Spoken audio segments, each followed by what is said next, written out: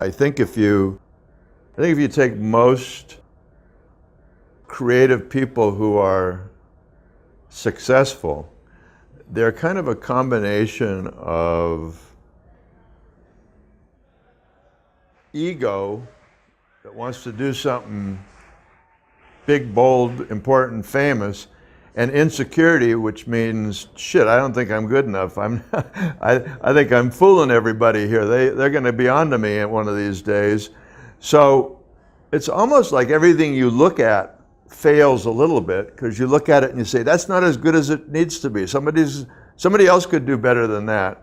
So I think constantly feeling like you're failing in terms of making it perfect is, again, an incredible motivator. If you're lucky enough to cross paths with or come in contact with people that you can learn from or inspire you or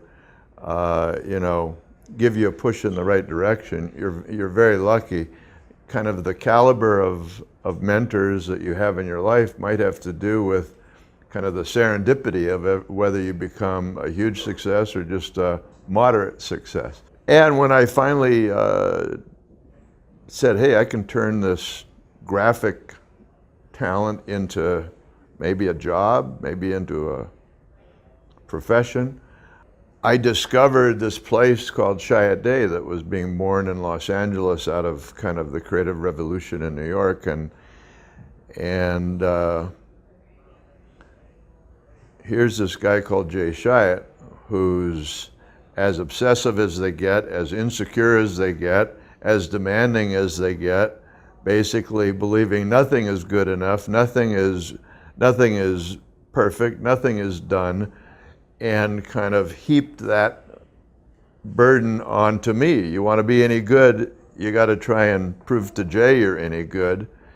And so in his kind of aggressive, I don't know if you're any good way of pushing me, I think he made me do things I never knew I was going to be capable of doing. Then I had a client called Steve Jobs who,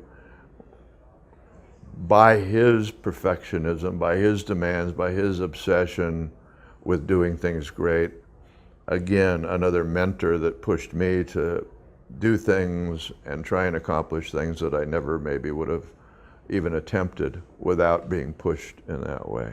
What an amazing experience to be around somebody that had this radar, this ability to see into the future and kind of demand that we all understand this is where we're going, and how do we tell people about it? How do we invite people in?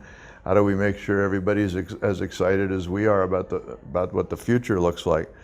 To be around that guy and to say I had a little part of what he accomplished is, I mean, how special is that for anybody, particularly an advertising guy? I always felt lots of people had more God-given talent than me in terms of artistic talent, design talent, but I saw them accomplish a lot less because they didn't care as much as I did. So, your basic skill set is only a starting point. Then what you do with it is kind of a personal thing. I think probably the most important career advice I could give anyone is to find something you love and then be obsessed about doing it. Every day, every morning, waking up, thinking, caring, planning, trying to figure out how to do this thing that you're obsessed about. I don't know if I had the most talent. I don't know if I had the most education. Matter of fact, I know I didn't have the most education. But I think my intensity, my passion, my desire to do what I do is the reason I've accomplished as much as I've accomplished, done as much as I've done, and enjoyed the hell out of my career.